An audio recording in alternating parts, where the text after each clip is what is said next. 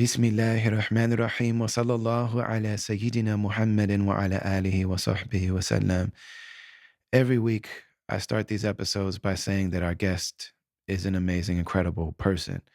And alhamdulillah, I'm really grateful. I'm so just overwhelmed by the luminaries that I get to share life with, the people that inspire me and educate me and reflect with me and encourage me and validate me and instruct me and listen to me and ask my advice about things. I just share life with really amazing people. And it's, one of the greatest gifts of my life. Vinnie Paz is no exception to that. Vinnie is an underground East Coast hip hop icon. We just had Merce on the show, and Merce is that on the West Coast and in the culture of hip hop in general. Vinny is one of those people who all over the world, there are legions of listeners, supporters, even though he's never had a Billboard, radio hit record.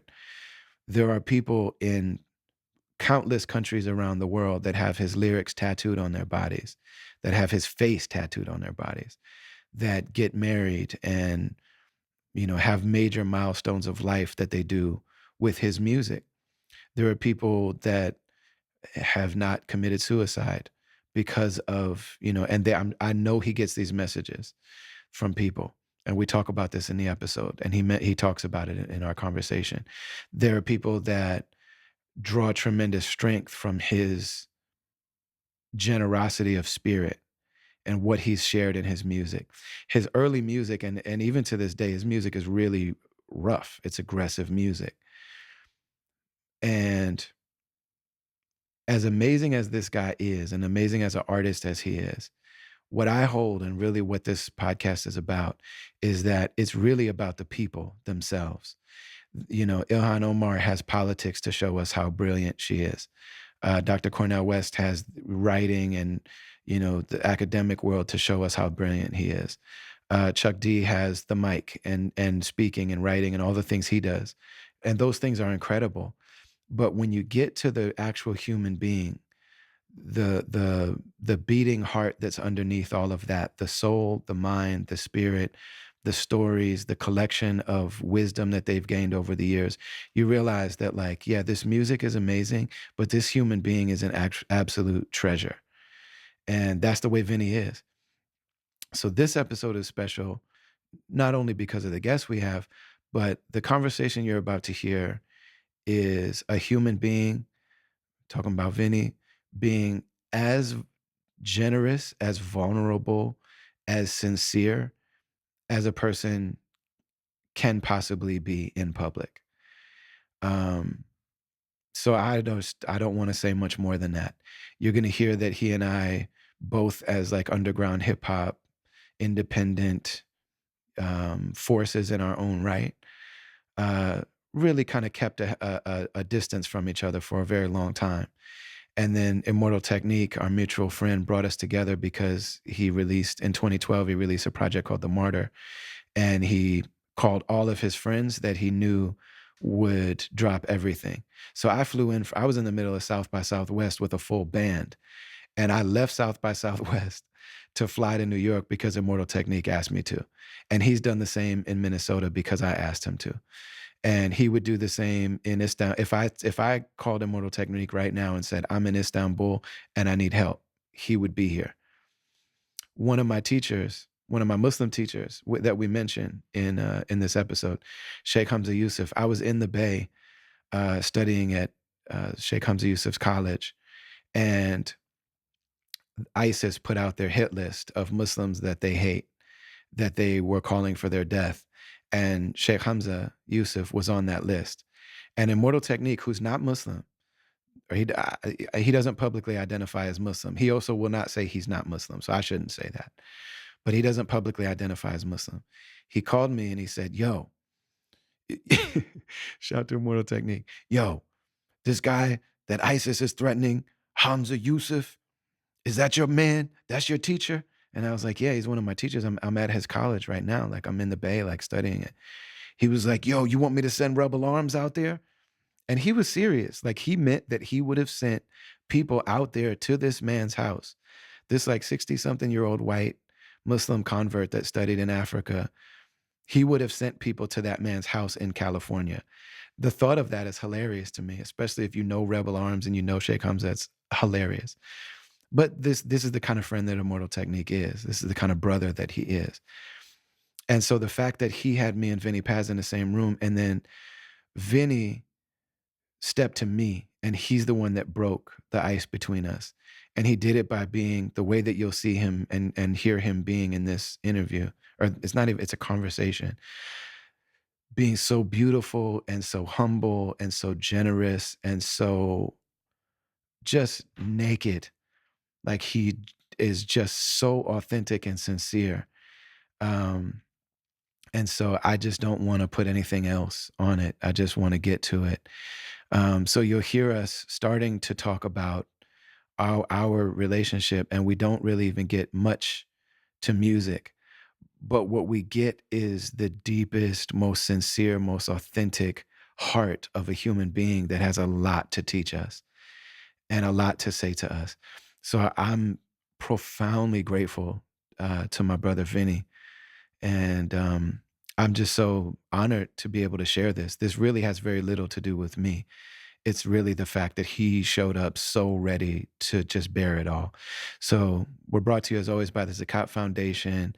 Our partners on this episode are Udamentary and Mystic Man, men's beard care products.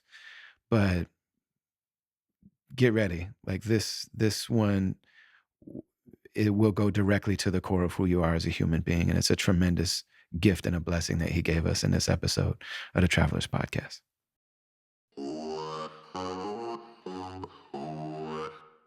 You look good though. You healthy? You look healthy. You look good. I'm good, bro. So do you, man. So do you.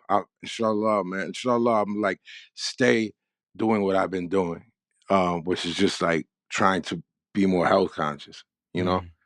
But God willing, I'll be able to get to. It's hard, man, being like from a Sicilian family where people want to eat and feed you all the time, you know.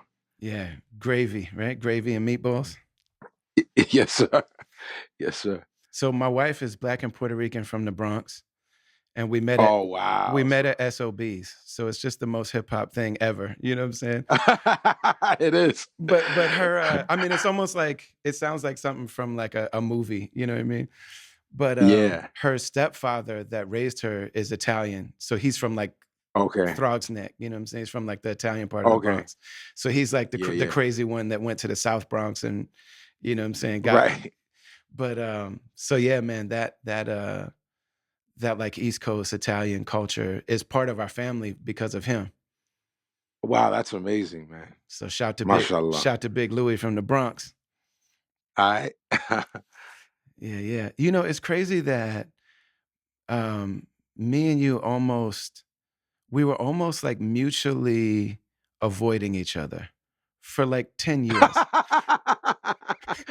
You casually brought this up before. Yeah, it's because it's such a and trip. and I was like, I don't really have any basis to disagree with this, but I don't understand it.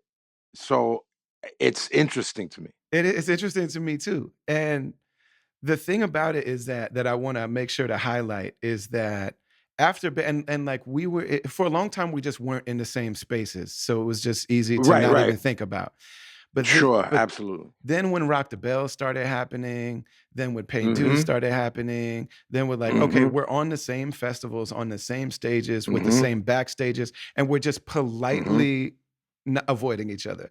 It was never beef or bad blood, it just kind of was No, like. no, never, never, ever, ever. But what I have to say, man, is that in 2012, Immortal Technique put out The Martyr, and he invited a bunch of people to come for the release party.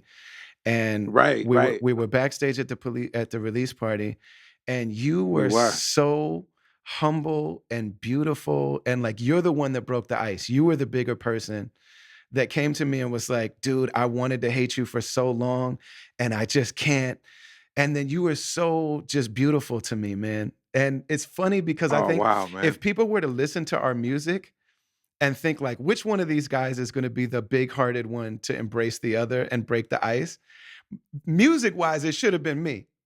You know what I'm Well, saying? here's the. It's so funny you paid me that compliment because when you come up in conversation with anyone, just that listens. I mean, you're very successful and very talented, so you're a name that will just come up in conversation with anyone. I always tell people you're the kindest, most warm, big-hearted person I've ever met through rap.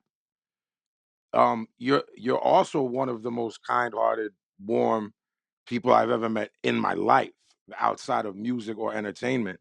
So it's funny that we started this with you paying me that compliment.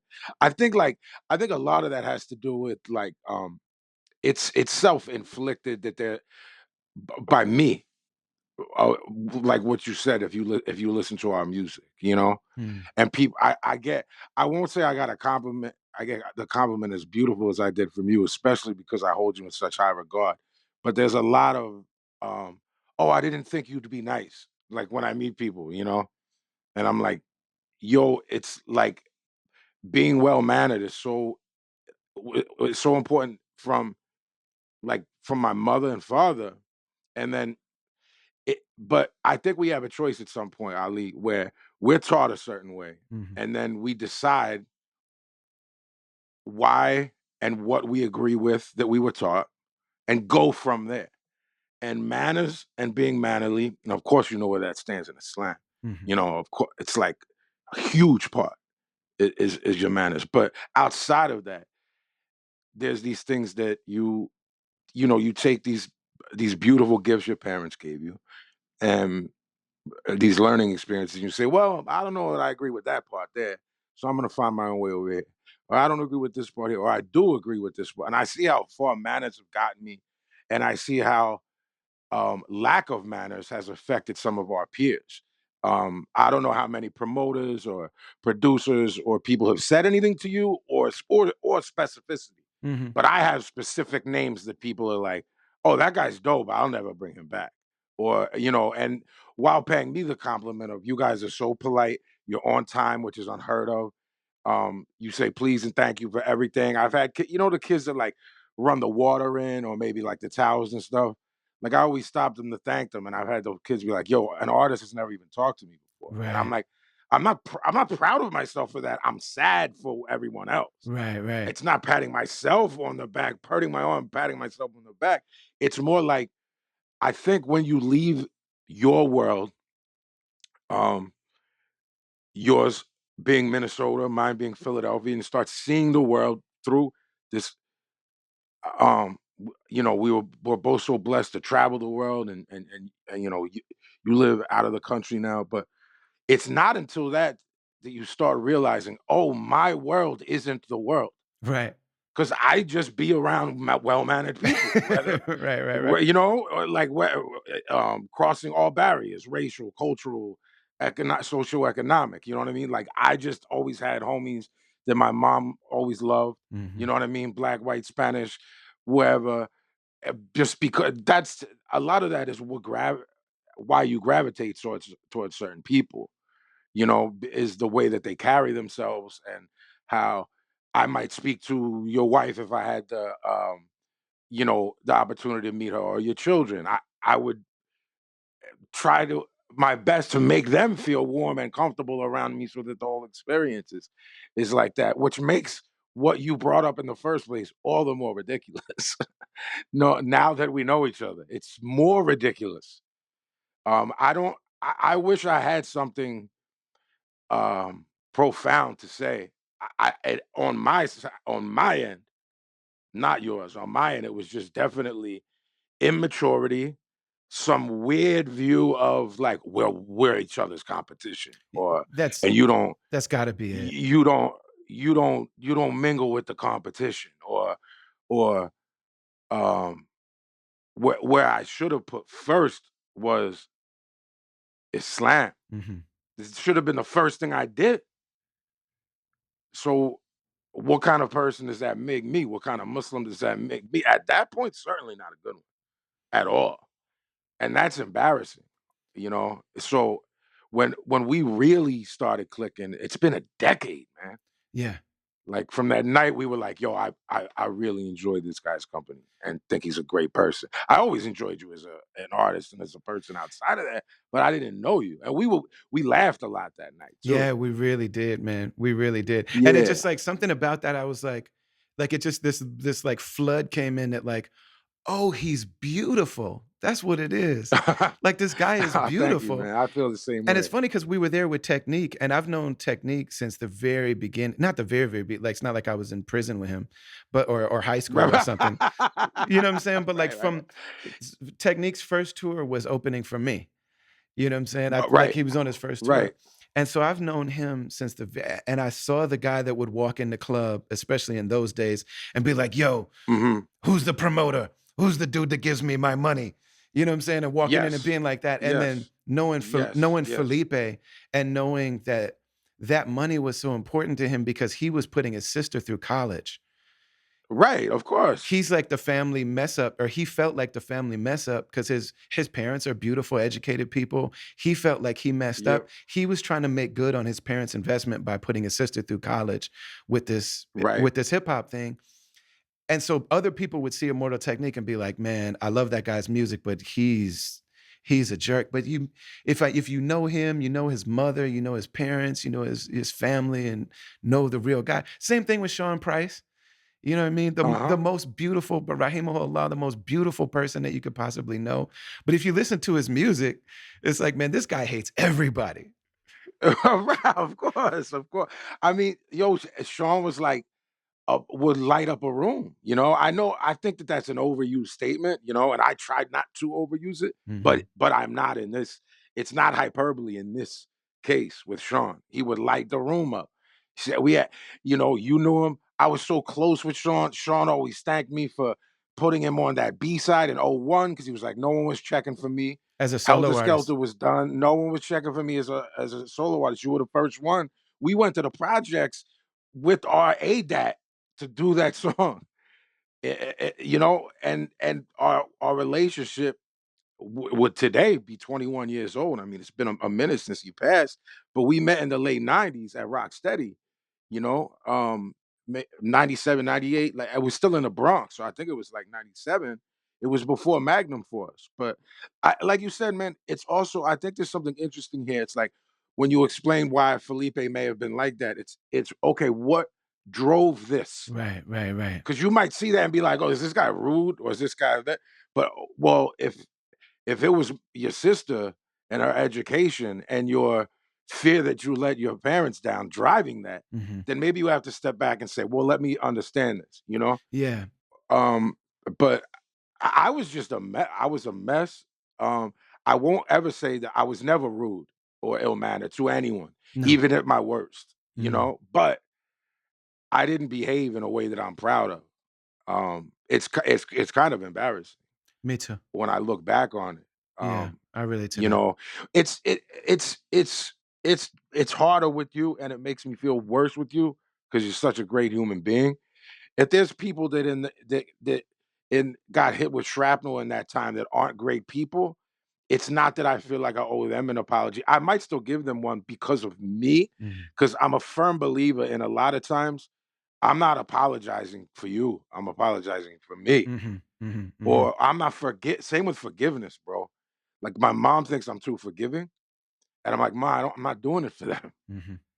You know what I'm saying? It's Islamically speaking, what I learned about forgiveness, Yeah. Allah subhanahu wa ta'ala and the view of forgiveness, like via Islam, Mhm. it's not really about that person, bro. Yeah. I'm not asking you to agree. I'm just saying how I process I it. feel you That it's 100%. not, it's like I'm not gonna carry this weight additional weight that I've already been given. You know what I'm saying? That I accept.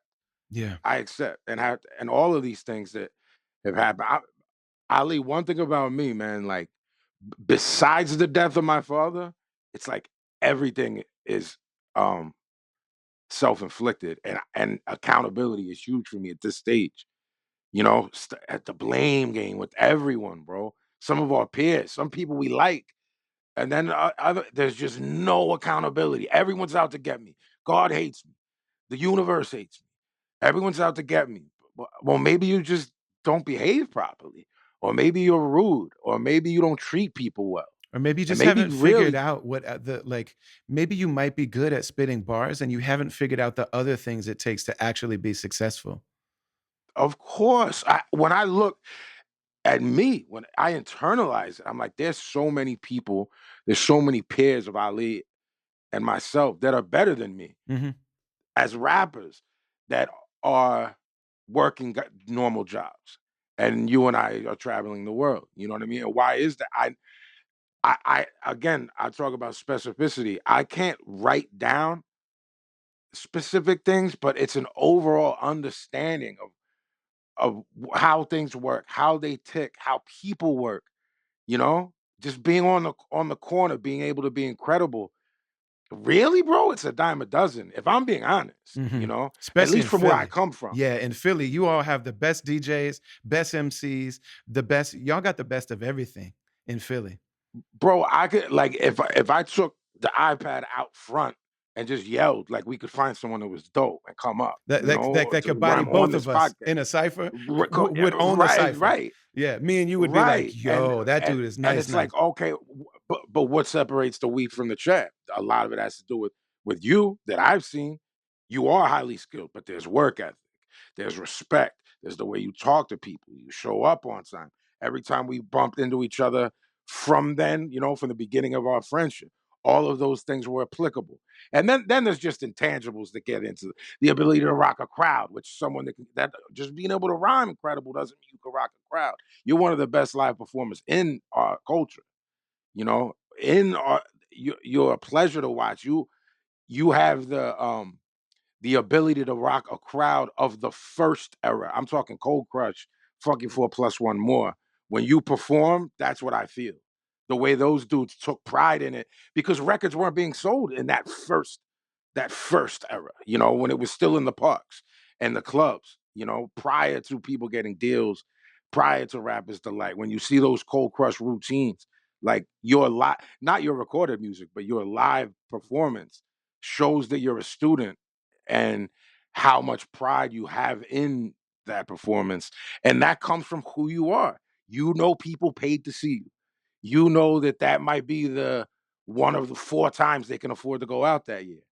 And I see that in you. I see the passion and that that's awareness. Mhm, And with a lot of there's no self-awareness, man. mm. That I'm the man, I'm a legend, I'm the GOAT.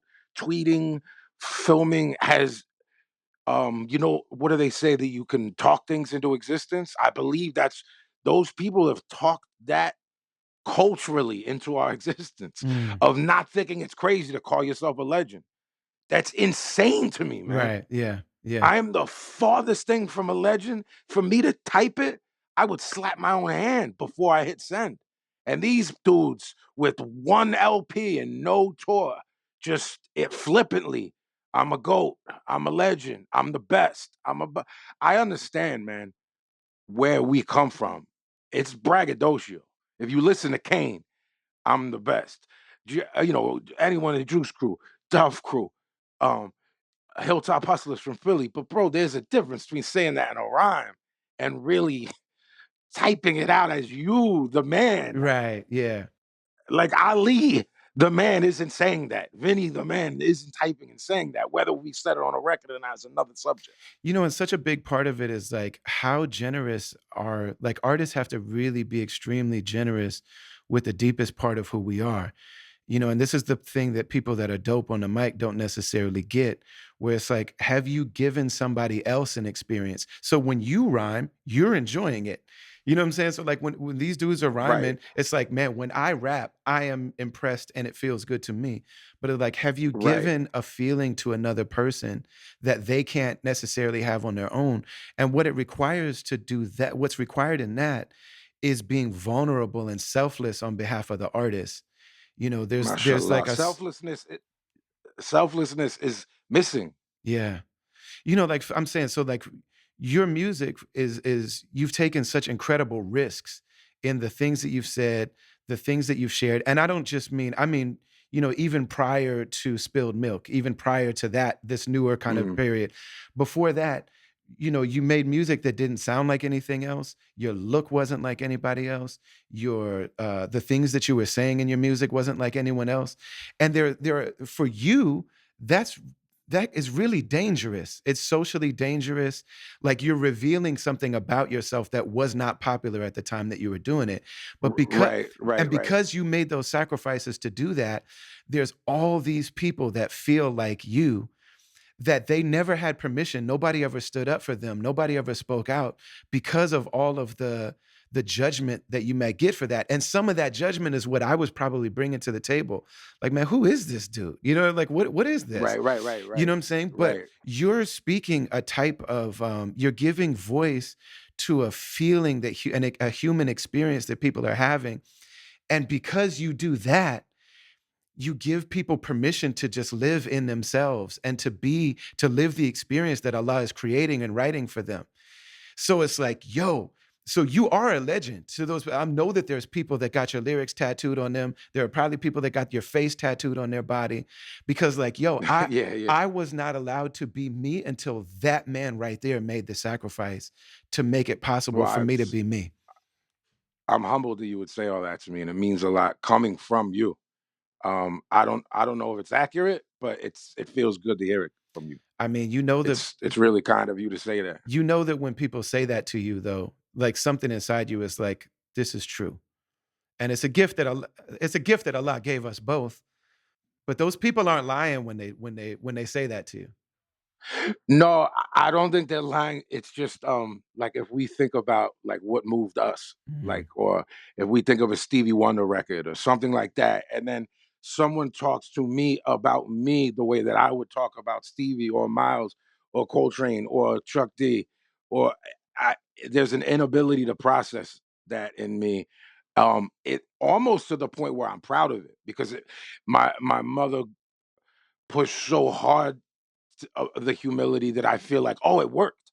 mhm, Because I don't even when it could be an actor, it could be a sports, it could be an athlete, but when you say, "Oh, he's buying into his own hype," mhm, I believe that humility will never allow that to happen to you. Therefore, in our world, we refer to a lot of greats as, "Oh, Ali, at what point do you think X fell off?" I think if you can mix in some humility in there, then maybe you won't. Like, well, why is Public Enemy still touring and still great? Why is Well, maybe there was never a point where they believed their own bullshit. mhm. Pardon my language. No. They believe their own hype. They believe their own hype. Well, what if Mhm, you never do it? You think, no, I'm not that good.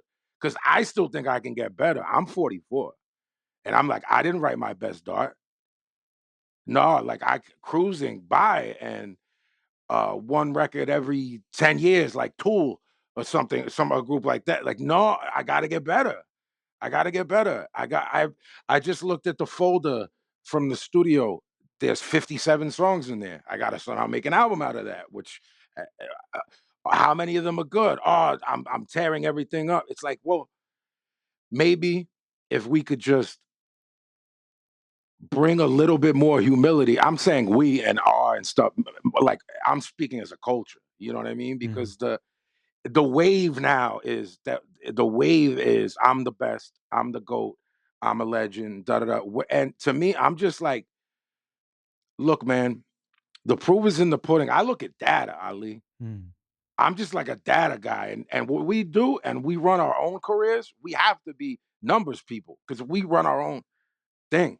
We're not sustained by a conglomerate like Universal. Our kids eat off what we do, our families do. mhm. So we have to be. So I'm like, what data supports you believing that you're X? What data supports you believing Y? And the data's never there to support it. If you just happen to, you know, I saw a live video of this guy's show. There were 7 people watching him in an Irish pub, but this guy just called himself a legend, Right. and I don't see how that correlates. And that's not judgment of where he's at in his or that person's at in their career. I just would never be able to perform in front of 7 people in an Irish pub and then go on Twitter and say I'm a legend, knowing the G Rap is alive, knowing the Kane is alive, the Chuck D is alive. Right. You know, It's just a strange thing, man. I think we're in a strange time. Um, I know how ridiculous it just sounded. I don't think we are. We are, but in the grand scheme of things, we are. But I meant even culturally, as far as hip hop, it's a strange time. Mhm. It's a strange time. It's a violent time. It's what is what does the future hold for us? It's not that new stuff can't be good. It's not that we're old men saying these young kids are what. No, there's great young kids. Super talented young Man, I kids. love the fact that you highlight so many, like, young spitters from Philly. Like, that's something I that you try, man. actively really, really do, man. I love that. I try to do it, man. I try to do it. It's like, of course, Philly, it's my city, it's gonna be them, but eh, like if I see a young kid from New York or a young kid from anywhere, like I always hit them up, like in the DM, like, yo, man, like you're nice, keep doing what you're doing. Da da da da da. And like they're always like, yo, thanks so much for like taking the time out to, just send me a note or whatever. And I was like, well, I wish someone did it to me, Right. because I didn't feel like that in 95 and 96. I felt like, oh man, this is insurmountable odds. This is it's like the early 90s were spent, like we got to get a deal. We got to get signed. Demo tapes, throwing it to no, yeah, you're a Sicilian rhyme where no, no, no, no, no. Like Who's this producer? He's Puerto Rican. All right, he's dope. We can take him. Well, it was so odd, man. And then that wave came that we were a part of like we basically all stole what the West Coast dudes were doing, like Too Short, E40, that selling records out the trunk. We weren't applying that to like traditional hip hop. And now in Philly, Schoolie was doing it, Mhm. first gangster rapper ever. West Right. Philly, 56 Parside, like Gucci Time, and those records, th- it was there, but I just, my mind was like, oh, I guess you have to get signed. I didn't Mhm. understand. Um, It's not that I didn't understand independent art. It's that I felt that you couldn't be a success. Mhm. I felt that this, all right, yeah, we can go this way, but it's going the starving artist and eating top ramen. When we're young, cool, cool, cool, cool, cool, cool, no problem. But like 30, kids are coming, wives are coming. No, oh no, no, no. I don't want that. And that was my view of it. You know what I mean? Like the the starving artists, the tours and coming home broke, So it was like, yo, we gotta get signed. We gotta get signed. And I'm up at Rough House Records at like 15. And I was too young to sign. You had to be 18 or parental, uh, you know, my parent would have to be with me to sign. Um, and that was strange, man. Like, because Rough House was like they had Crisscross, Tim Dog. They had the Fugees were signed, but not we're not talking the score Fugees, Mm. Blunt on Reality Fugees.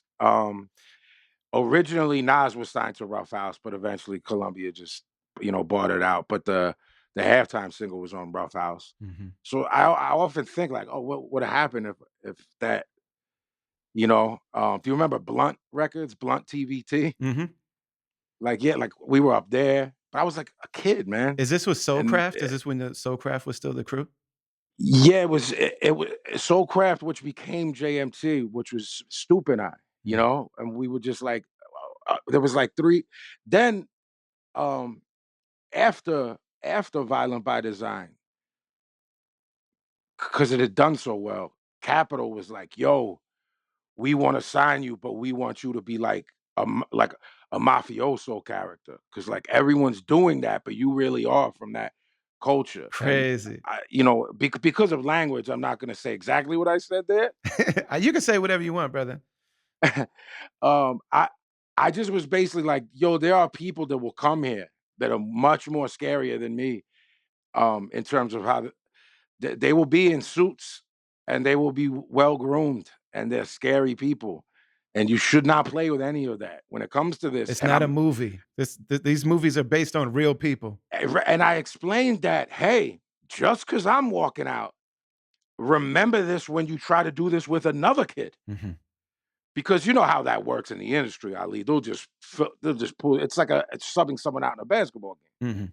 all right, we'll just find another kid that will do this. You know what I mean? And I was like, you don't understand what you're playing with. You think that you do, Mhm.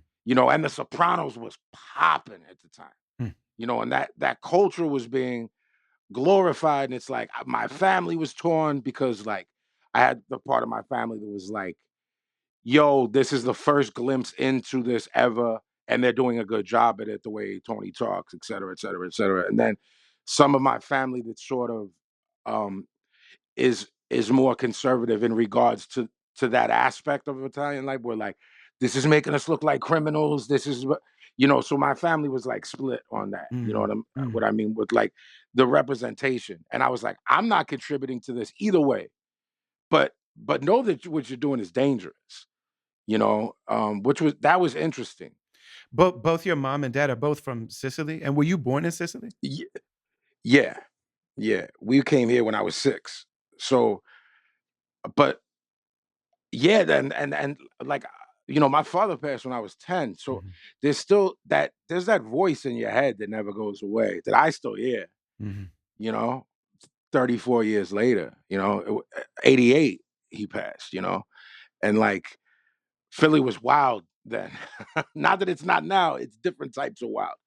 I know you spent a ton of time in New York over different eras. There's different types of wild. Mhm. Like if you go the 80s and 90s in New York were wild, and then you say it's wild tonight, people that know understand that it's just the difference. Mhm. So it's the murder rate is crazy now. We're going to break last year's record, but it's still different than the 80s and 90s wild.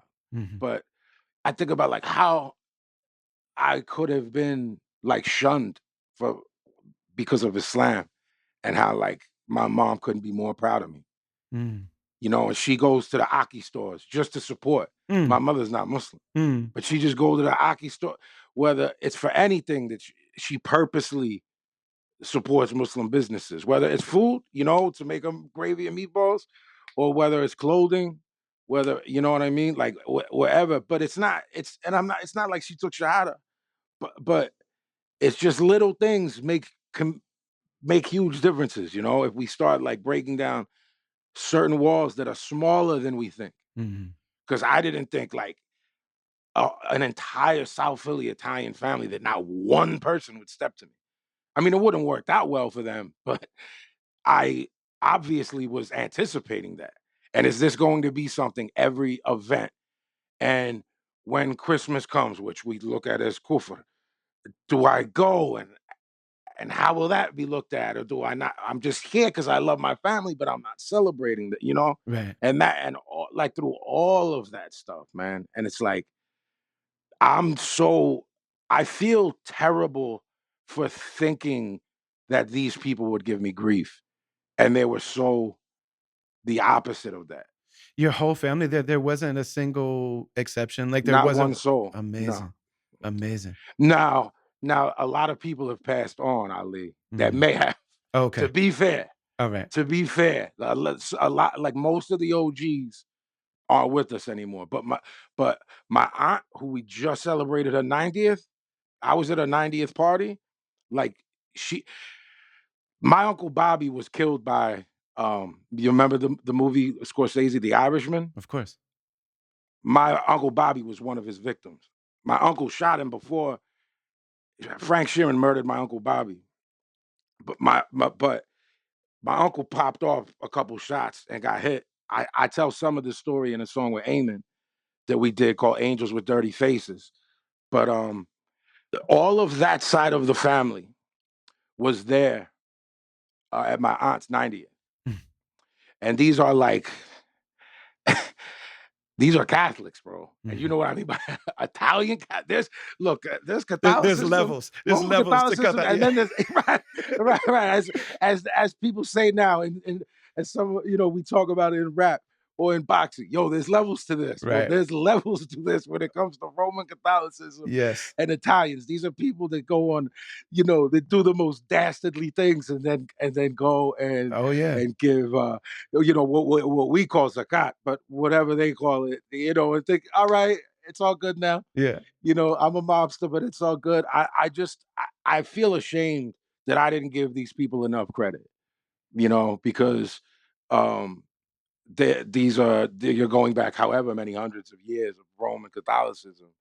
You know, um, I think my father passing had a lot to do with my mother um, and her falling out with the church, Mm, um, and her view of it when she at the she lost my father when she was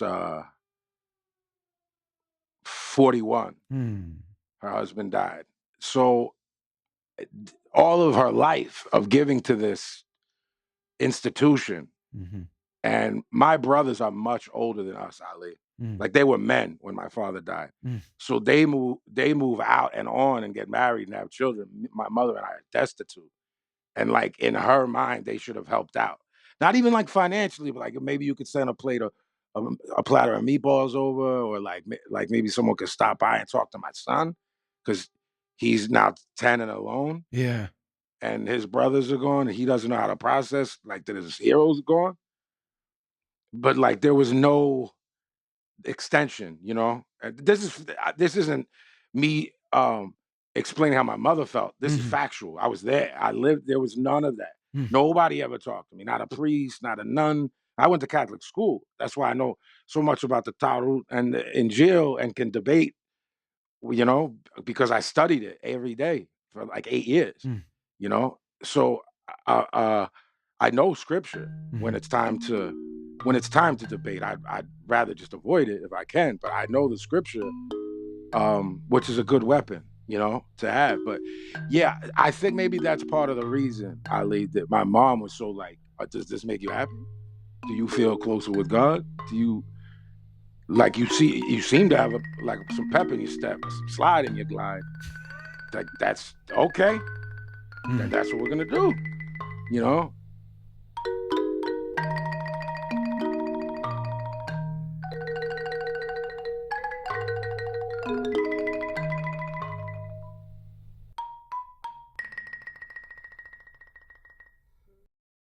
I'm happy that if we have to cut into a conversation like this, is to talk about Zakat Foundation.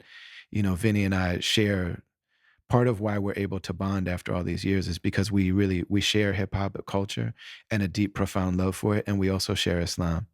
We're also both converts to Islam, so we've got these, cultural and spiritual and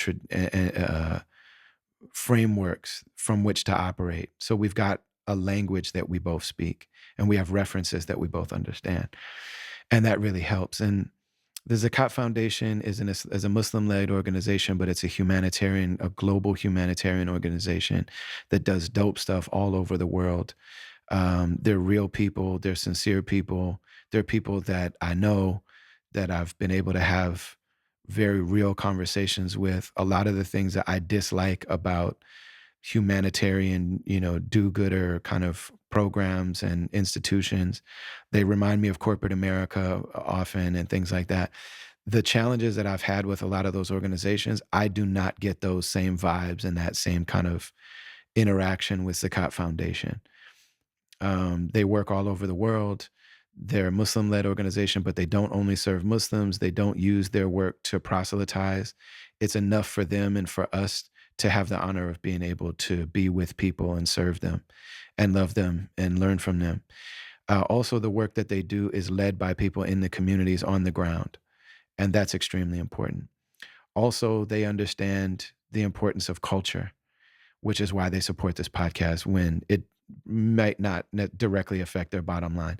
I'm asking you as listeners that I know you're charitable people. Zakat Foundation is a reliable, trustworthy organization that makes a deep impact wherever they go.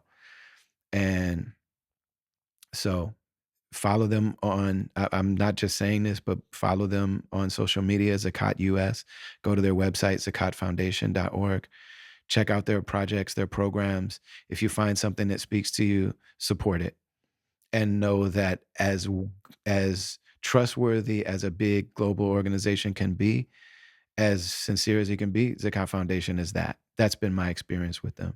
And I only go on the record for people and institutions that I know that when things come up, because things always come up with human projects, there's always something that's like, whoa, I don't know about this part. Wait a minute, this is not a good look. Whoa, this doesn't feel right. Can I have real conversations with those people about that stuff and trust that they're going to be for real with me and accountable? And that's been my experience with the people that I know as a Cop Foundation, which is why I'm okay with and happy with sharing them with you. Sakat Foundation, we're very, very grateful to be partnered with them. We always come back and remind you to please like and share and comment and rate on the places where you're experiencing or where you're getting the podcast. All of that is really dope. Please spread the word. You know, there are thousands of people listening to this podcast, and I'm so grateful for that. We're still in our first couple months. We're still in our first like quarter of doing this, and I'm so grateful. I've always wanted to have a podcast, always wanted to have conversations like this and share them with the world, so you get to see like how beautiful. You know, you people might not know that Vinny Paz is so beautiful because you know he's got tattooed hands and he's rough and his voice is rough and all that stuff. He's a boxing fan and all this stuff, but I wanted the world to see how beautiful Vinny Paz is, how beautiful Immortal Technique is, how beautiful so many of these people that I know are. And, you know, it really means a lot that we're independent. And so there are thousands of people watching and listening to this, but please share it. There's not thousands of people sharing it. So I ask you to please share it if you dig it. Don't assume that people know about what we do. But for the people that are tuned in, the best way to stay in touch with us is on our direct website, brotherali.com. Let's not trust social media to share our stuff with you. Let's not trust them to maintain our relationship with each other. The best way to do it is to go to brotherali.com, sign the mailing list. I write those personally. They're not, you know, it's not some intern that does it. They're not done for marketing. They're done so that you and I can really stay in touch with each other. Hit the mailing list. You can see all of our merch and our shows and the podcast stuff and the learning series, the classes that we offer, all that stuff. But then also there's an area called the Caravan. And the Caravan is where those people get additional opportunities to support and also interact with me and with each other and with our work. There's a digital gift box coming that's full of all types of stuff that's not going to be released to the public. Some of it is very personal, you know, some music, some other things. And then also at the upper level of the what we call our caravan, which is at brotherali.com in the join section. At the upper level of that, we've got a Slack channel where we're communicating constantly in a small group, a small community of people that are growing to know one another and that are reflecting together about things and sharing life with each other in ways that are really beautiful. So head to brotherali.com, sign the mailing list, go to the join section and see what's up with this caravan.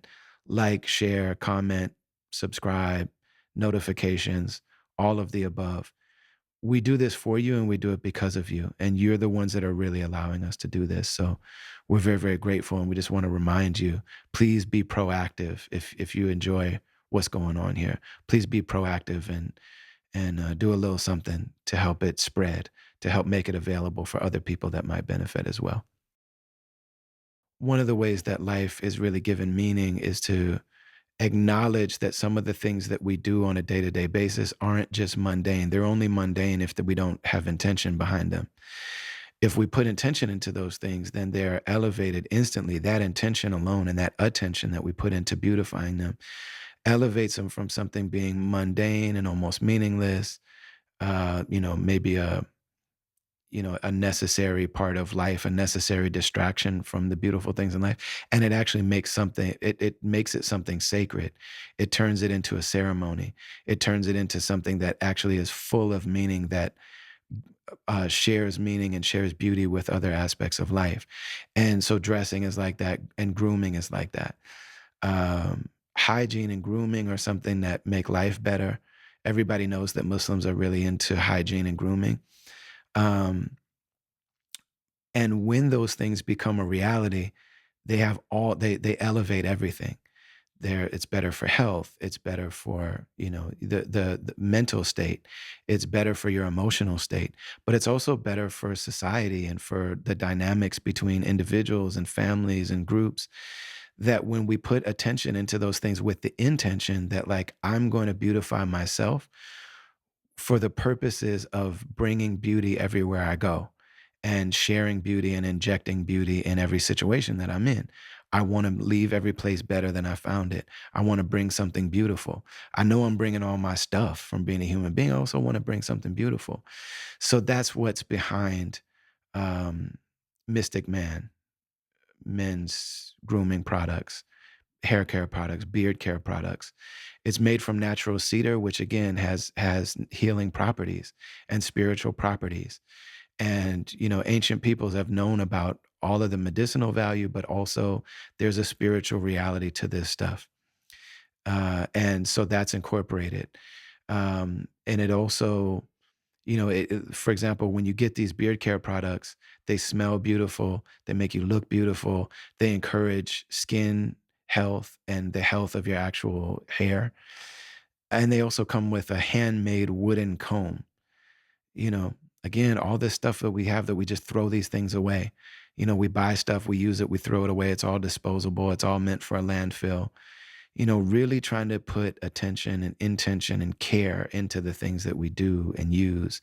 It elevates and heals all of the challenges that we're having in life. So go to mystic-man.com. You can see all of their products. The brother that instituted this service and company and these products is my man Justin Mashouf, who's a b-boy and a documentary film maker, and just a really beautiful human being. So head to mystic-man.com. Again, when you get to that checkout section, put in travelers so he knows that we're cool like that, and you'll get a little something off of your order. And grateful to be partnering with Mystic Man.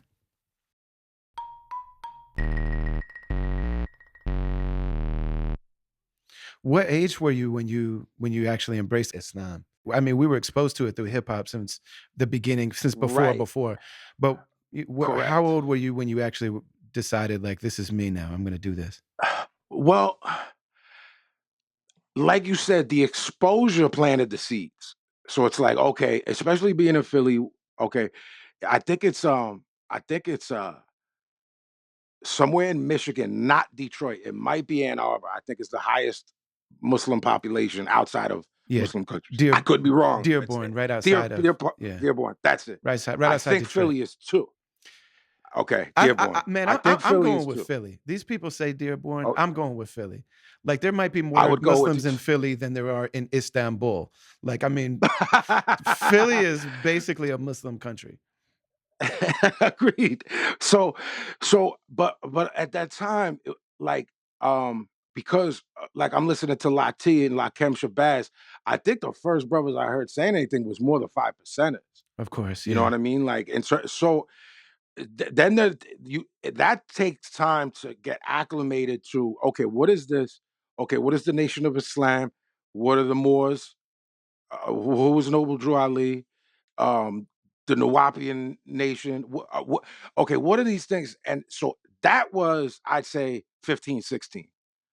Because I was around the 5%ers at Love Park, Nation of Islam.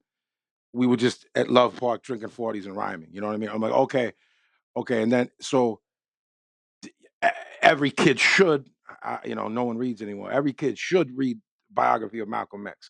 So I start going, okay, oh wait, when he took Shahada, and then but when he made Hajj, and he saw, no, no, no, no, no, this is true Islam. When did that happen? I'd say 97, 98, 98, and then uh, I took Shahada in 99, but was then thrown into the throes of what we know as the music industry and was not behaving properly.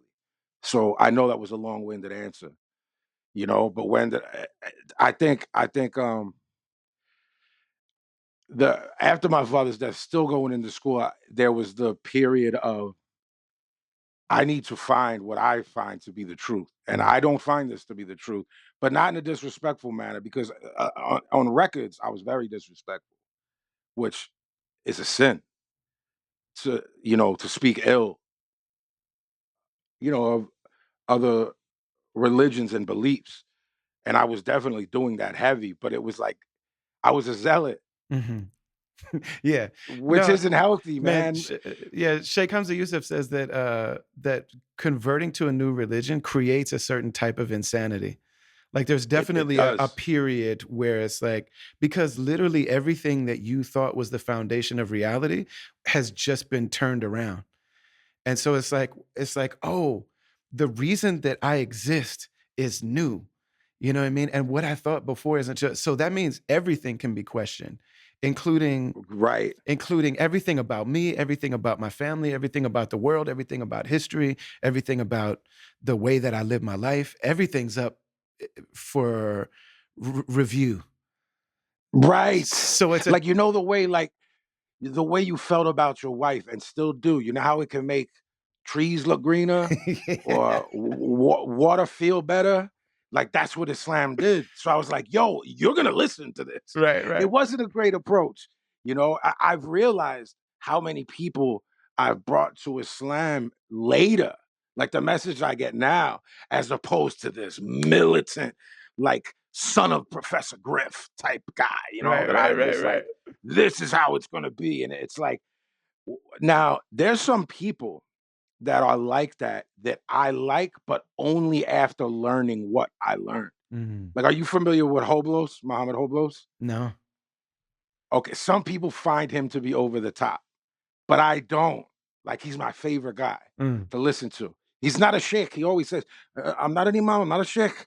He's just a scholar, But he's like people mistake his passion for. He's always like pounding the table, like and Oh, just turning red. you post him a lot, right? Oh, He's a always lot, like he's like a lot. screaming and like losing his voice, and yet Screaming. I cl- Yes. I click through those, brother. I can't lie to you, man. I click through that. Yo, people write me, "Yo, this guy is like he's ODing." And I'm like, I God, it's tough to argue with. No, yeah, but it speaks to It's you. his method. Yeah. It does. But I realized that does not work Mhm. overall, because there's a lot of people. I mean, like I'm not talking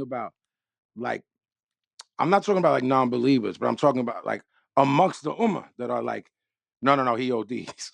Like he's not wrong theologically off, like, but the wrapping paper in which he's giving you this gift that is Islam might be a little bit haggard in some people's view, Yeah, it's not for everybody, and then but it there's doesn't guys have that, to be for everybody, man. Like there's, you know what I mean? right, right, I think that it's part of the wisdom of Allah that this thing is available in so many different expressions and different right, colors and textures and flavors that it really does, speak to people regardless of what your background is and what your temperament is. It's just it's an energetic right, temperament thing. right, right. I just noticed that for me, as I mellowed, the messages coming into the social media were different in regards to dawah and accepting Islam. And I'm like, there has to be a direct correlation between my behavior and these people seeing the beauty of Islam as opposed to the kid like wrapped in kufiya, screaming, looking like a maniac, and writing records like a maniac. It takes some what you said about brother Hamza is like that's a crazy bar that you said. People that find a new religion it's almost an insanity. I never heard that. I never heard him say that. And it's definitely truthful for me.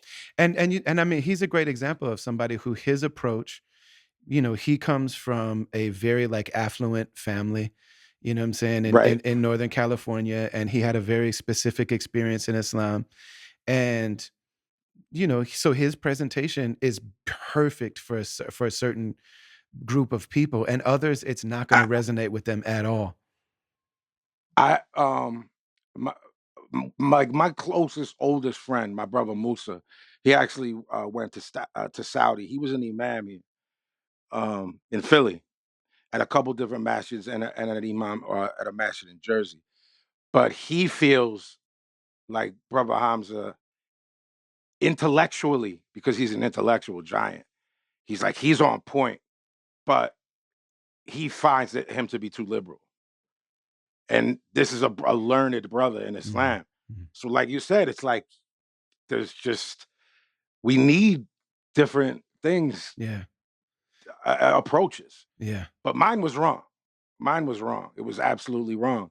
And a lot of the core beginning of our friendship to a decade later is rooted in like, yo, I was not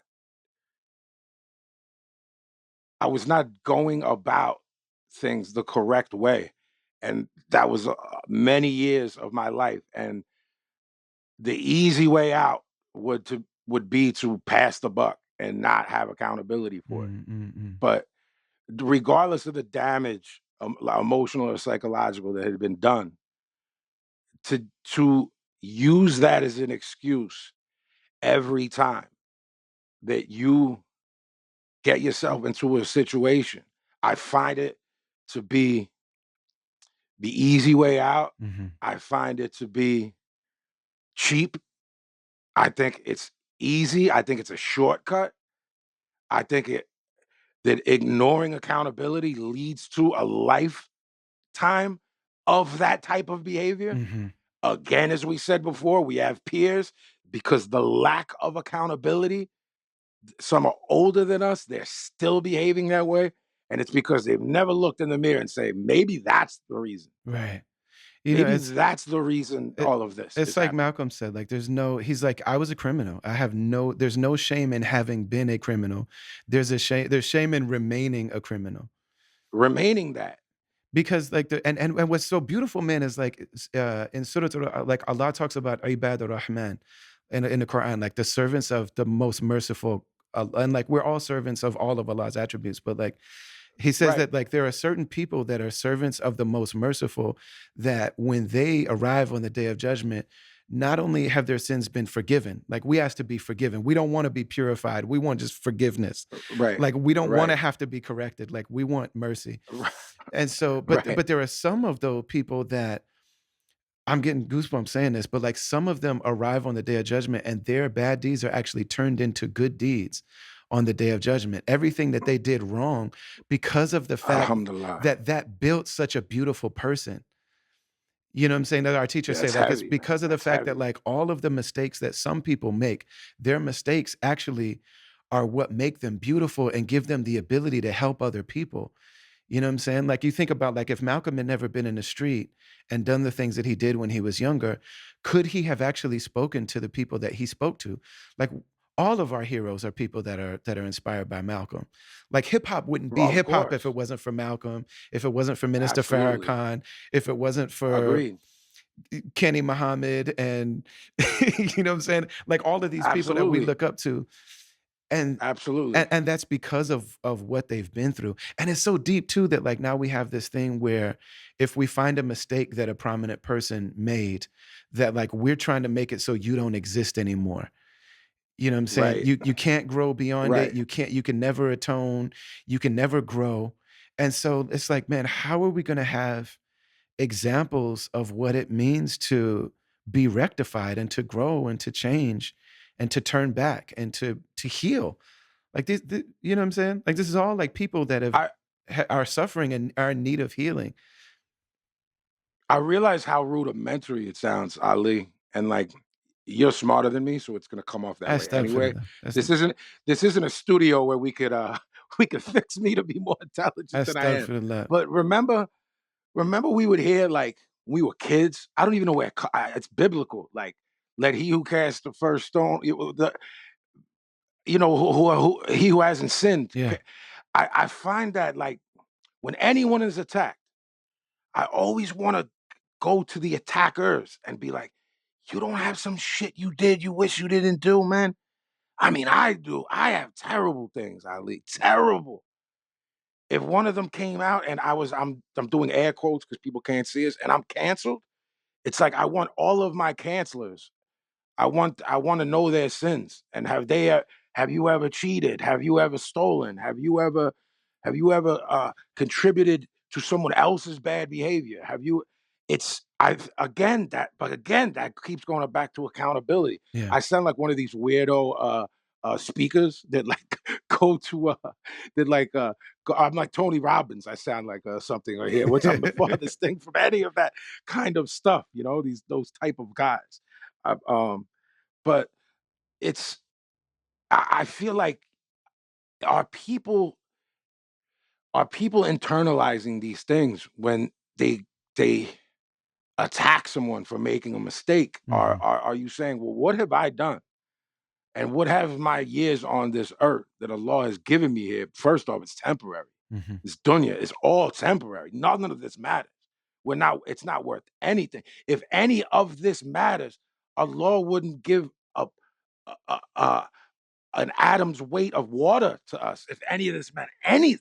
mhm. And these people, I'm not happy unless I take this down, and I took this person down. I want to go back and ask you, do you think it has to do with part of our earlier conversation of they're unhappy with who they are, and this and it manifests itself in this way? You know, I think if I'm a person, curious. anybody who's not aware of what they could be canceled for, is somebody whose like lack of self awareness actually makes me think that this person is probably very dangerous. You know what I mean? It's like if Yeah, anybody that doesn't know the things that we've done, if we're not deeply aware of the horrible things that we've done in our lives, you know what I'm saying? Then it really shows that like that means that you haven't addressed your stuff. You haven't healed then.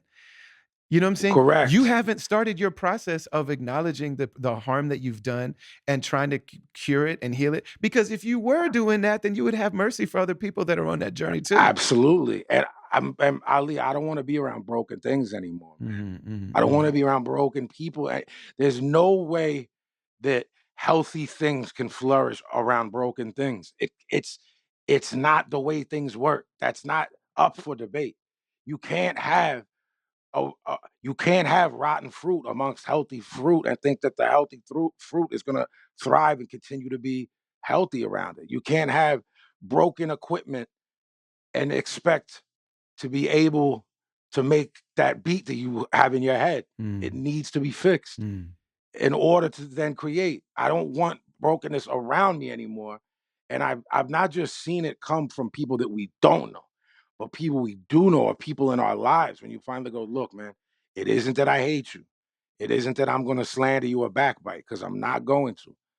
But this is making me unhealthy in the process, you know, and that's at that other stage of life that you don't know is going to hit you, and then it does. Yeah, man. It's really so you know this kind of makes me think about it's one of the things I wanted to ask you about is like your father passed when you were 10. His first heart attack is when Yeah, you were 6.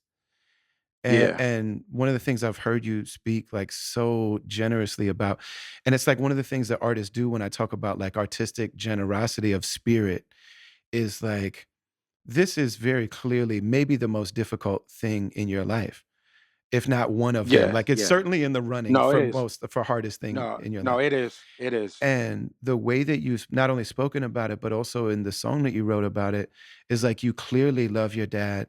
You clearly forgive him, you clearly embrace him, you clearly Oh, I'm getting see choked up. Yeah, he was my hero, you bro. You know. clearly see him in you know what I'm saying?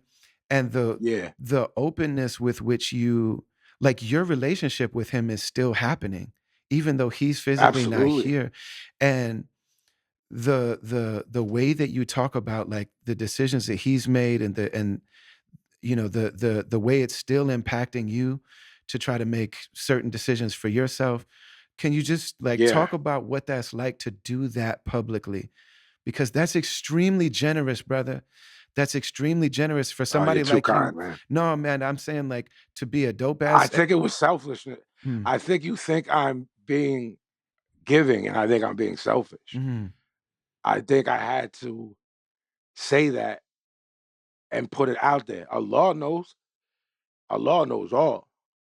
But I wanted to make sure that people understood because I've talked about my father passing at that age and when he passed and how old I was throughout my career, just whether it was an interview or just a mention in a song, but I never went into it. So maybe someone I'm sorry because this chokes me up, you know? Please, no, don't Someone apologize for that, brother. someone like maybe they'll think twice about their life choices if they hear that because of what his life choices and how they affected me. Because I forgive him, but he's still not here, and he didn't get to meet his grandkids. Like, my niece was born my father died in the summer, my niece was born that January. Like, he never got to meet her, you know? So, it's like those selfish decisions led to that, and wherever he is, he has to deal with that, you know what I'm saying? And it's like, I forgive him because Take your time, brother. Take your because time. that's what I'm taught. I'm taught that there's nothing that can't be forgiven. It's and I, that's it says that in the Quran and in many hadiths regarding forgiveness and its importance. You know, I don't want to carry that shit around with me. That weight, you know. So for me to make that song, if one person gets to live with their kid a little bit longer, then that's it. I won because I'm already up in this dunya. I'm already up if I die today. If Allah take me today, I'm up. I've been given too much, more than I deserve ever, because my Omi is the best, Mm, mm, you mm, know? mm, mm, mm. So like, so Allah knew that she could handle this and I could handle this. And you know, Yeshua Evans, yeah. Like Yeah. he was talking about like, yo, people who didn't go through anything, nothing, and had it easy on the day of judgment are gonna wish their skin was shredded because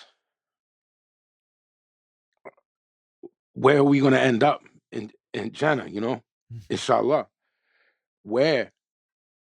And the people, you know, those of us who struggled, and I don't know much, man. I'm not very smart, but I know there was a long time where I struggled, you know, with just getting up out of bed mhm, because I felt like, yo, why me? mhm, Like, there's no kids in my class that have dead parents, mhm, you know. There's people we both know that have both of their parents today, you know. It's like, um, there's people that don't lose their parents till their 50s or 60s, man. To like carry that at 10 and then like go into this Catholic school, you know, and like everyone was looking at me because like you don't know what to do at 10. I'm not gonna make the story more dramatic and say that I was bullied or something because I wasn't. But they certainly didn't come up to me because mhm, you don't know what to say I'm sorry about your father when you're 10. You just don't. mhm. You know, and any kid that does, alhamdulillah, man, That's a that s they're that that's a elevated. special kid. That's a special child, man, because like they didn't know, like no one said anything, Mhm, bro. Not a soul. mhm, Not the teachers, not none of the kids, you know, like nobody said anything, man. You know, and I'm just like, well, do I just act like this didn't happen? And I did, you know, I did for years. And then you hit that age where you start becoming I don't know if you refer to them as your formative years, because 10 is your formative years, but that's when 40s and blunts come in and crime comes in and you're in a crime riddled city and where does that take you, you know? Because you're lost, man. You're lost. Like my pop wouldn't have played that shit, mhm, you know? mm, Like my brothers were straight A students and like were terrified of my dad, not because he was physical, because if he looked at you, you knew what that meant, mhm, you know? And like they didn't neither of my brothers are both in their mid 50s. Like they weren't arrested for curfew, and let alone me. I was a menace. You know, I didn't I can't even tell you and say, "Oh, when I turned things around," because I was in a London jail in 2011 on tour. Mm. Now, I felt that it was self-defense. I beat the case, but I had to pay, the person, uh, £4,000 Mhm. for their dental bill, Mm. and then $11,000 to an immigration lawyer to get back into Canada, because Allah, people Allah, love Allah. yeah, man, it's stuck for the law. You know how we get love in Canada, you do too. It's like we have these places that even though our sound is different, we get love there. It's just they're those type of kids. They like pure hip hop. And one thing we can agree on, that's what we both make. Whether sonically it sounds, we're inspired by the same things. Look, we're just going to the same place, man, via a different road. That's how I look at it when people see that we're friends, and it's like, first off, we don't talk about music. When people see that, you know what I'm saying, the love I have for you when I talk about you, I'm like, we don't discuss music. I We mean, don't need to, honestly, because I'm saying we already yeah, know. Like we have the same yeah, scripture musically. We got the same heroes. correct. Yeah, I'm sorry to get off of Please that, man, but never. that song, like, it was just selfish, man. Like, I was Mm. just hoping maybe, like, somebody, even if it lights a fuse, like, because I've had people read me like, yo, I got clean, and and I'm sorry, man. My apologies, man, Don't to apologize, you and to brother. your listeners. Not no apologies. To any, um, like, people have written me and said, like, yo, I wouldn't have made it through that stretch of rehab if I didn't have this song, or yo, I was locked up, but I had access to like an old MP3 player, and like my tear got through certain things because of this. Like I said, like, yo, man, that song "Spilled Milk," like that wasn't selfless, and that wasn't me being a giving person, and that wasn't me, being anything but selfish, because, like, I felt like I need to say, some of these things out loud, that I, like, have internalized, because, like I told you, even the following years, man, like, yeah, a 10-year-old doesn't know what to say to you, but to be honest, man, I don't even think a 15 or 16-year-old does either, because through high school, like, no one ever had a convo with me, and I don't blame them. But no one was ever like, "Yo, I have, like, both of my parents, and I'm financially stable, and I have Jordans, and you're, like, boosting to get them, or, like, you're boosting to get a starter jacket, or this next." My mother didn't We didn't have a pot to piss in or a window to throw it out of. And, like, that's because, like, this woman we're a 5 person, close-knit Italian Catholic family, and then one day, there's 2 of us, Mm. because, like, 1 dies and 2 are, like, I don't blame my brothers. My brother had a kid coming, you know what I mean? It's like, "Yo, I'm 22. I gotta go, man." Mhm. So, Mhm. like, you know, it's like I will say this, I don't wanna, like, um I tend to be long-winded, but I will say, man, that was tough to get through in the studio. Like, the actual recording, that was tough, man. Mhm. That was a tough night for me, man, because it all came back. Mhm. It's like, and my engineers got to deal with that, like a breakdown. It's like, I prayed hard the day after that, man. Mhm. Mhm. Mhm. Like, just like, I prayed hard that, like, Allah gave me the strength to finish that. Mm. You know, that was tough, man.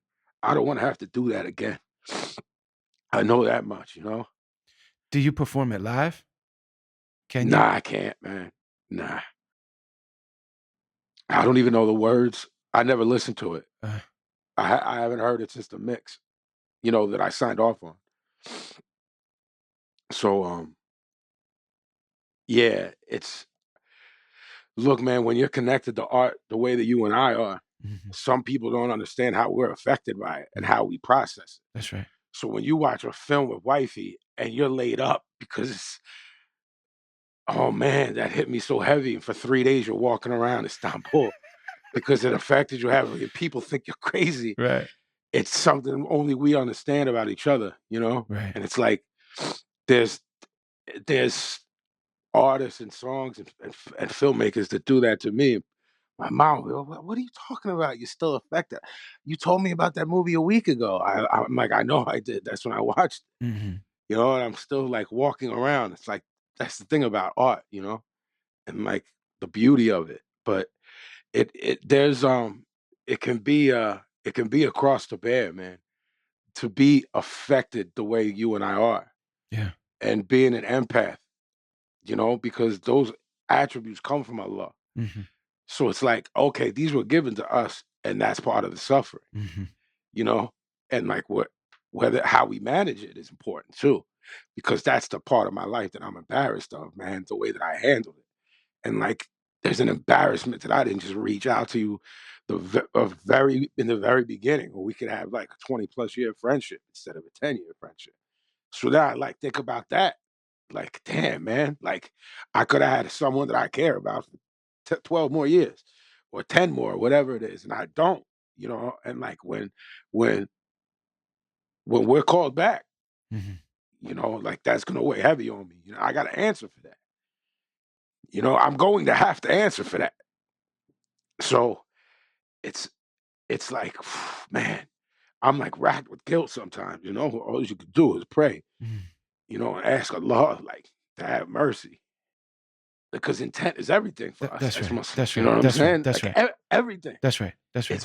It's the core of our deen is That's right, intent, brother. Yes, sir. because look, man, I don't have to tell you any of this. You're well more learned than I am, especially regarding Islam. But it's like the intent, man, like I'm sorry for what I've done, and like how I behave because there's a lot to be ashamed of, man. And I wish that I was a better person.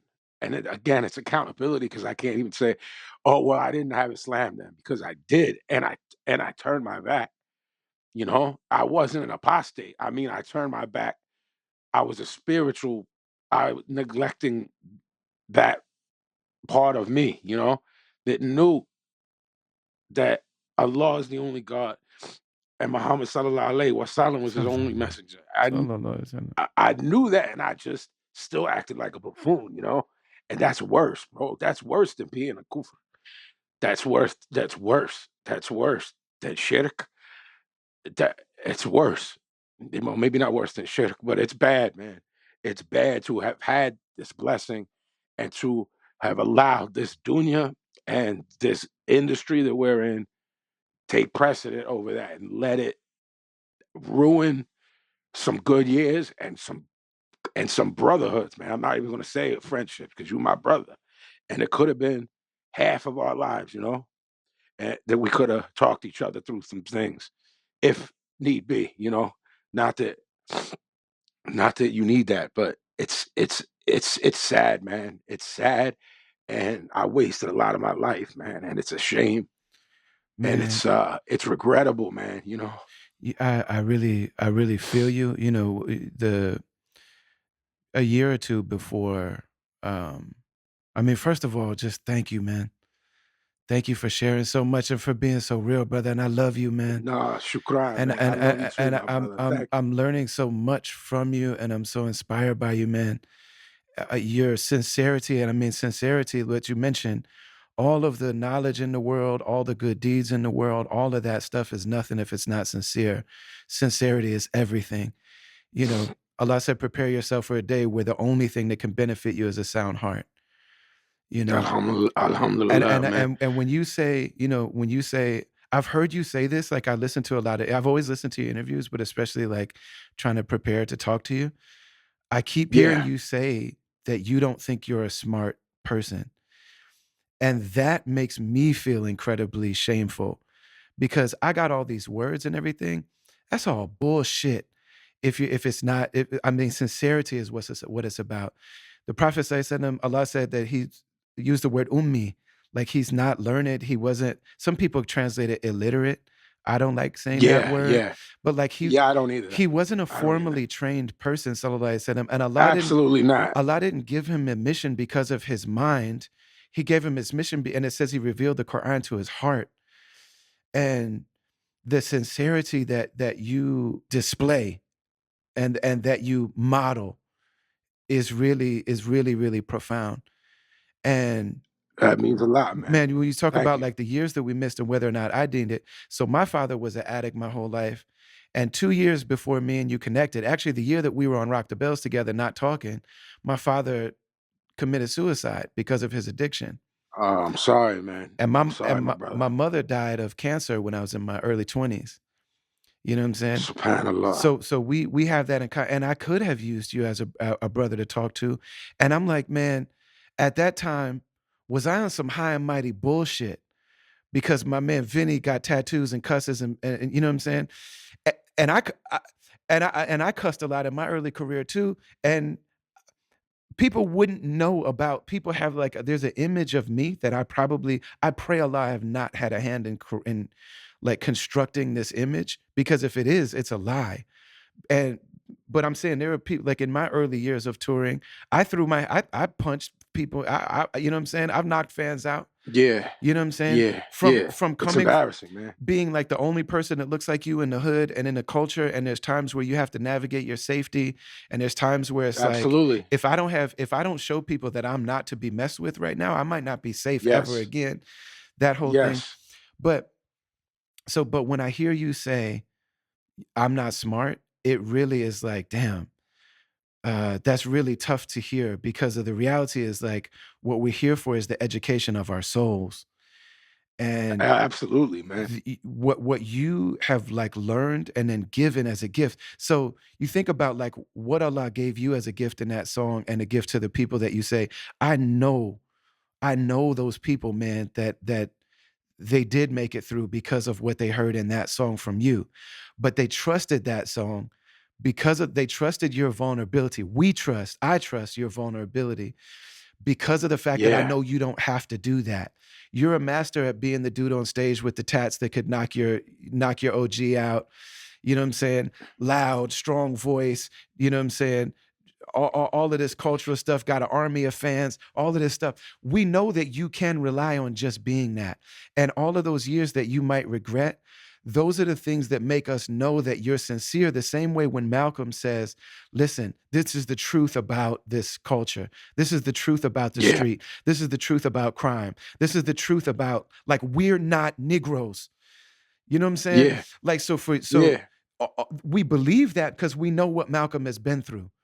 You know what I'm saying? And I'm saying, like, Yeah. if Allah sent you here to write that song and that's the only thing you did, and that's not the only thing you did, but even if you just had Yeah. that, the people whose lives were saved by that record, they know it's true because of all of the other things that you might feel some regret about. You know what I'm saying? Mashallah. All of that makes I'm that just song digging a hole, true. Ali. But you said something about like these things you've done over the last, 2 plus decades, and there's this perception of you, whether it's right or wrong, because you and I know who you are, but fans don't know us as men. Mm. I'm I'm gonna spend the rest of my life, man, digging myself out of the hole that I created, that I dug. I dug it. Nobody else dug that hole, man. And if there was a fire that I could have put out, I poured gasoline on it. Shame on me for doing that.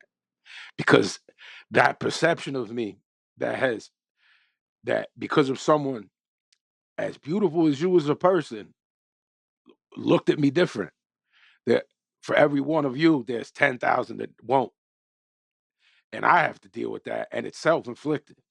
And I'm digging my hole, Man, so and I have a therapist, man. He was on this show. Resma Minikin is one of my therapists. And first I saw him like me and my son saw him together, like as a father-son mhm, thing. And he used to say to my son mhm, all the time, you're not defective. You're not defective. It's protective. You're not defective. It's mhm. protective. And I was like, man, that's so good that he's saying that to my son. And then he turned to me and was like, you're re-traumatizing your son because of the fact that your friends look like him and they got murdered in the 90s in the street. You know what I'm saying? My one of my dear friends got That's murdered. heavy, man. He's like, "You're bringing all this energy because everything your son does, you think it's life and death because for you and your friends it was. He doesn't It understand that. was. You're traumatizing him." Yeah. And I'm like, "Fuck." Like I was so heartbroken. And he was like, so then he turns to me and he says, "You're not defective. This is protective. The things that we're looking at, it's like needed those things to survive at one point. You know what I'm saying? Like, we needed to Yeah. have that. Like I'm saying, so like you're a Sicilian kid, moved to a new country at 6 years old. You're living in Philly, which is like everybody from Philly has consensus about the fact. What a thought says, I'm from the illest part of the Western Hemisphere. If you're into sight gaze and don't visit here, it's real. Yeah. It's real. You know Yeah, what I'm man. saying? Like I'm close friends with Jack Frost and Freeway, Yeah, and you know what I'm man. saying. I got They're Philly. good brothers, man. Yeah, Good man. brothers. And it's like, Jack Frost has been beautiful all his life. That brother, like, now he cooks food and he raises his kids. Beautiful dad. He feeds the He homeless, feeds the man. It's like homeless incredible. every He doesn't. week. You know what I'm saying? But this Alhamdulillah. is a guy that, like, we know his past. Like, when he's talking Of that street course. talk, that's not for the camera. He's leaving most of Yo, it man, out. Frost was heavy. Frost was heavy, I man. know Well, he without was Big knowing. Tab, Oh man, you know? He yeah. was Big Tab before I knew him then. Yeah, he was heavy, but he don't glorify that. You know what I'm saying? I'm But it's saying like he's leaving most of it out. Like, and anybody that knows that world absolutely he knows that is. he's not even saying most of it. He will never say No, most I'm of not it. saying 99.9% He of it. can't say most of it. You know what I'm saying? Correct. But it's like those are the things that like he was doing what he had to do to survive. So like you being a 6-year-old kid coming to a new place, new language, you don't speak the language. My kids are going through that now where we live in Turkey, they don't speak the language. Mhm. Me and my wife are converted Muslims, so we're like, "Yo, isn't this beautiful?" And our kids are like, Right. "I can't talk to kids." To me, this is like I'm just figuring out a new world. I don't know how I feel about this yet. And then your father, you know what I'm saying? Your father passing away, your mother being this amazing person, but she's alone in the world trying to, and then you trying Yeah, to figure man. it out. And then you're surrounded, so you go to the realest people in the realest environment, and all of them are black and pro-black, and you're trying to figure out what's my place in all of this. You know what I'm saying? And then Mhm. make your own way in the world, and you're not wired to work at an office or UPS or something like that. So all the things that you have to figure out, you couldn't have lived through all the shit you lived through had you been a nice, well-adjusted guy. You would not have made it.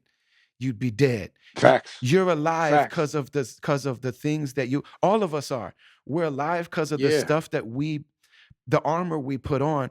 And then Yeah, the but the key survival though instincts. is like once you get a chance to take the armor off, do you actually, who are you really? That's when we start seeing like the like, okay, what's under the armor though?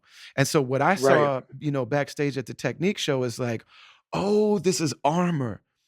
This is a Yeah, beautiful of dude course it is. underneath all of this. And I just got different armor. My thing is like, I got the gift of gab. I'm smart. Right, You know what I'm right. saying? But No, but but our but on the armors are flip side different, of man. that, so if you being on some tough guy stuff made me feel alienated, me being on some I'm the smart, wise teacher of the whatever, if that's making you feel, then man, we're equal parts accountable for that, and got to heal from that. But it's like, I'm part Yeah, but I think people like you and I have a problem healing, man, mm, because I mean, your guy told you you're not defective. It's like we're both convinced we're defective. It's like I can't something can't heal that you won't allow to be treated. You know mhm, what I'm saying? Like mhm, mhm, if you don't clean the wound and you don't get it stitched up, mhm, it's like what's going to happen? mhm, I mean, you're gonna lose the limb. Something's gonna happen. It's like I jumped from one thing to the next thing and like never allowed the healing of, right, it's like still open. It still feels fresh in some ways. I mean, obviously time distances you from things, and 34 years is a long time. So obviously people say it heals wounds, but it's like, I mean, it can, and I don't feel like the day that they told me like your father died, I don't feel like that today, but like there's times that I do, you know what I'm saying? Like where I mean, I'm having a breakdown on air, which is like a heavy thing for me, because I don't, it's like, it's cathartic, but it's like, it's draining, man, man. To me, what I'm getting, what my heart is getting from yours right now, is like, this is what it is to but this is part of healing. To me, it doesn't feel like a Yeah, yeah, it breakdown. is. To me, what Kanye Yeah, did with yeah, Sway was a breakdown. You know what I'm saying? yeah, To yeah, to me, yeah.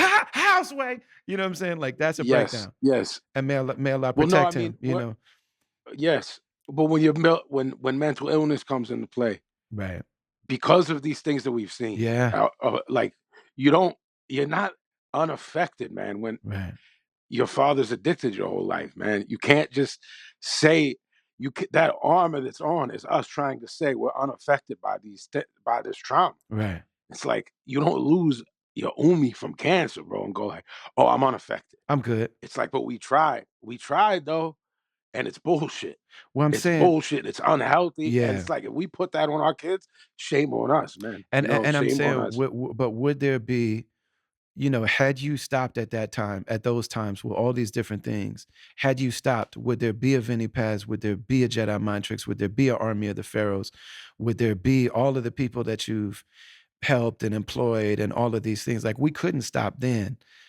At least we didn't have the tools Yeah, to. And so, like, now yeah, that, I mean, I think this is what our 40s is about, man. It's like now this is the yeah, time where it's yeah, like, so man, I don't shade any of us. I don't shade any of our people for what it took to move. Because then also for you, you still got your mother here, and like I've heard you yeah, talk about making her proud, and yeah, there's man. something in you where you're like, I have to make her know that, like, even though we lost our dad, I have to make her know that I'm okay and that she didn't fail. Like, That's so much of what you did is, like, making her know that, like, "Mommy, it's okay. I'm okay." bro, it's still there. It's like why I get up. It's like once we have kids, all right, that shifts. So we're both about our kids, but like then you have it's like a lot we Muslims first, bro. But then it's like our family is it. We're taught that. Mhm, You know what I'm saying? mhm. So it's like, yo, I can't I can't be the fuck up and make her feel like she was responsible for that. I don't want that weighing on her, what already weighed on her, you know what Right, I mean? right, So right, it's like, right. she's so proud of me, man, and, like, people are so proud of me, but and, like, Allah the most merciful, there's nothing that He won't forgive if you ask and you ask with pure intention, but I can't forgive myself, and like, when you talked about that's what this next stage of our lives is about, like, Did that's a huge part of it when for you me. became Muslim, The ability to, like did anybody give you a Muslim name, or did you ever take a Muslim name? I didn't, later on, my man Fadi, peace, salam alaikum, Fadi, he's, born in Syria, but he lives in, Riyadh Mhm, now. Um, I was like, "Yo, man, cause we brothers, like, it should come from you," cause I'm just Vinny, man, Vincenzo, mhm. and, Saif Allah is what he gave me, Saif Allah. Dope. So So, the sword of God. yeah, the sword of God. 'Cause I'm Um, getting a lot of, like, you so much of you, not only your story, but also how you are and the But I sincerity also that you can have. I just say real Please, quick, please, yeah. I don't believe I'm worthy of that name, so I don't use it. So I just wanted to cut, 'cause, um, and an ex of mine who was Muslim Mm, would call me by that name, and I wasn't I wouldn't have it, mhm. you know? I Yeah. haven't earned that, because I haven't, man. I don't know. I need to earn it, and you only do that through your deeds, man, and your behavior and via your intent. Nothing else means anything, man. This dunya is nothing. It's nothing, Well, and and then people's sometimes Allah writes things for us. So sometimes of Allah course. writes it's, like, I'm getting your story and your state reminds me so much of Sayyidina Omar. Because you think Wow. about, like, the fact that Omar hated Islam, he loved poetry, he was a rough dude, you know what I'm saying? He knew a lot about family lineage and things like that. He hated the Prophet ﷺ so much, as you know this whole story, but he went out Yeah. with the intention of killing the messenger of God. He finds out his sister is a Muslim. He's, like, wrestling with her, and he accidentally, like, hits her and bloodies her face, and then he starts to feel bad. So then he's like, "Well, let me see the Quran." So she makes him wash up. He reads the Quran. He goes to the messenger of Allah, and he actually ends up accepting and then, like, embracing and saying, like, "I came here to ask you to accept me." So before that, the Muslims never prayed in public. They never prayed at the Kaaba. They only prayed in private, because if they prayed at the Mhm. Kaaba, they'd be abused. From that Yes. day, Sayyidina Omar walked to the Kaaba. They didn't pray there with the Prophet Muhammad himself, sallallahu alaihi wasallam. He walked to the Kaaba because of the bad man that everybody knew that he was, and he prayed at the Kaaba, Yeah, and the man. Muslims prayed Batman there because things. of him. And what our teachers tell us is like when Omar had the sword in his hand on his way to go kill the messenger of God, Allah already knew that he was going to be the Khalifa. Allah knew that he was going to be the one that stood in the Prophet's stead after was gone, the Yes. closest companion. And then there was one of the companions that was given the names of the hypocrites. Because, like you said, like being a hypocrite is like the people that were fronting like they were Muslim, but they didn't actually believe. One of the Yeah. companions was the Prophet ﷺ told and trusted one of the companions with those names. And he said, never tell anybody. For Omar's whole life, he would go and grab the person by the clothes and be like, look me in the eye and don't lie to me. Am I one of those hypocrites? Like he was blaming Yeah. himself his Yeah. entire life. Yeah, man. Well, it's those like those ayahs and those they're just heavy, man. They'll give you chills. Like when because these like the Sahaba, the level they were on, man, like to even think about being there, And what's dope is that it's like what Ali said, what Imam Ali said about, so when Imam Ali was the Khalifa, I'm sorry, when Abu Bakr was the Khalifa, radiallahu anh, the people were complaining about Omar. He's so hard. He's so hard. He's so hard on us. They said about him was like, he's doing that because of the position he's in. When he's the leader, you're going to see how soft he can really be.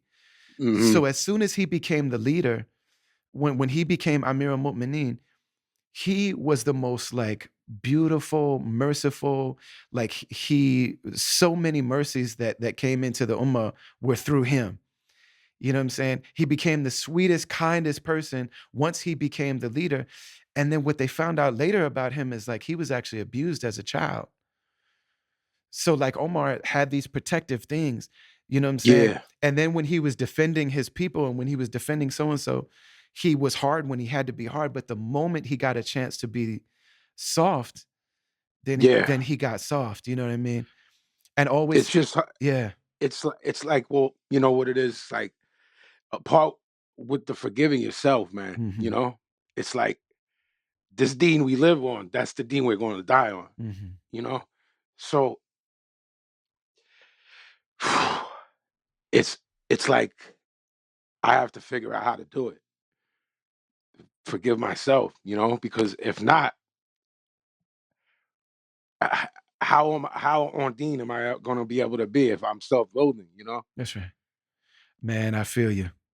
I feel you. I feel you. I feel you. When I moved to Turkey, I started walking and I started eating different and I started like going to the gym and things like that. And I just realized, man, how my whole life I've just hated my body. Like like I really love the non-physical things about me, but Hmm. all of the self-loathing I've always just taken it out on either neglecting or straight up hurting my body with, food and, you know, just like I had no love for Yeah, of for my course. physical. And also I trust this me, man. thing I about like understand. being raised in a black community, especially by like really wise, aware, beautiful, strong, pro-black people. There's always a part of me that was like, my body's part of the problem. My body is part of what's called my body's connects me Sure, to all the sure. evil in the world that me and the I people that I love me hate. I understand that, man. I honestly do. I understand it. I understand that. It's heavy. It's heavy to carry around, man. Yeah. We have a lot of shit we're both carrying around with us. Yeah. It's our responsibility to navigate it. You know what I'm saying? The best way we can. Yeah. Yeah. And then I lost a bunch of weight and then I went back and started touring again and gained a lot of it back. Nah, you look good, man. You look healthy, mashallah. Yeah, man. I'm sorry, man. This has just been I'm sorry for the the breakdown. It's I apologize to your listeners and to you as a friend. You know, I didn't Beloved, I man, didn't I didn't anticipate. this is beautiful. I'm saying most of the time we talk about like sincerity. What our teachers tell us is like the sincere people Yeah, don't know how beautiful they're being. That's the most ultimate sincerity is like when people are being generous, they are being sincere, they are giving. Like this is a breakthrough. And this is Absolutely. for a lot of men. You know, I cry all the time, you know what I'm saying? Yeah, man. But I'm soft. I'm not I'm saying, like, when people see you cry, you know what I mean? You know what I mean? You know what I'm saying? Like, I'm the guy that makes everybody say love on stage. But I'm saying for people to see you be that real and that open and that vulnerable, you're able to do that in a way that will speak in ways that I can't. So that's not a breakdown, man. That's a breakthrough. And that's a mashallah. that's something that you know, because people will see this and they will probably cry for the first time in since they were children. I hope I'm not making anyone cry, man. I hope you are, brother. I hope you are, because that's what's needed, man. If it's cathartic for them, then that's what Allah wills, you know? I don't wanna make anyone sad or, you know, feel like they need to feel bad for me, you know what I'm saying? Because there's no need. I don't want sympathy, man. I have love, you know? Like that. So I don't want that to be misconstrued, you know, as like I because don't think some that's how people do anybody. want sympathy in life, No, I don't you think that's know. how people would see it. I think it's an education for the soul. Like what you're doing is an education for the soul, and I and appreciate you, man. and giving people permission to be more completely ourselves. Indeed. So what do we do now? Talk about rap? Do we have to? How do you feeling? You want to come back and do another one of these, or Yeah, I would okay? love to come back, man. Because I have I would a love to come I have back a on. thousand questions to ask you about the culture, about music, Oh about yeah, your that'll be music, fun. about your yeah, man. I'm sorry, man. I didn't realize that this was gonna become what it became. You know, I didn't if your intent was to talk about you know, what we do, I'm so sorry, No, man. no, It just no, went that way because no, no, no. you already know that I feel comfortable with you. I've told you that. That's a Because we speak, you know, so it's like I didn't know where it was gonna go, but I knew that we were gonna veer off. Whether it was all Islamic, all about Islam, which it wasn't at all, or whether it was just like how we've navigated to get here from what mhm, we dealt with, you know, mhm. because I know your backstory. You know what I'm saying? Man, so yeah, let's not just say we're gonna do this. You hear on podcasts a lot of times people are like, you got to come back, and then they just never do. I'm saying, like, let's schedule, let's put one on the books, man. Whenever, man, you my brother, and I'm honored to talk to you, man. Yeah, I love you, man. I really love you. I I love really, you too, really my love you, brother. man. And To anyone out there that was in the that got hit by the storm of that was me at one point, allow me to use Brother Ali as a vehicle to apologize for it. It was just I didn't know how to navigate through being successful young, and I didn't even heal from this tremendous loss that hit me, and then I was successful, and those two things, man, it's success and pain are uh, maybe not the best combination that exists out there, mm, you know. But yeah, man, I want to come back so we can talk rap. yeah, man, I really it feels so crazy to talk at this level and not be able to hug you. But I gotta, I got, A hug would be good, man. I could use one, but soon enough, inshallah. Soon enough, inshallah. yeah. I love you dearly, man. Assalamu alaikum. I love you. Wa alaikum salam wa rahmatullahi wa barakatuh. Give the family my love, man.